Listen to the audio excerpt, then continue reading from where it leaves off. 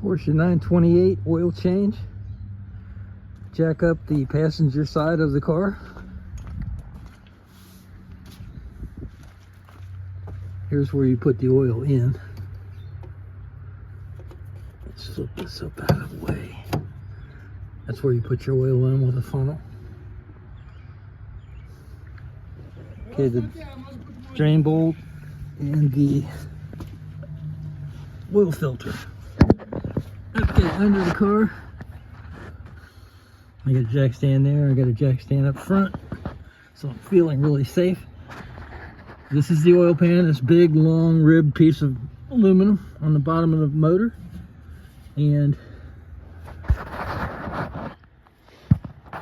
you got a 15mm drain bolt right there on the driver's side, and there's the oil filter right next to it, looking down underneath the car. See it?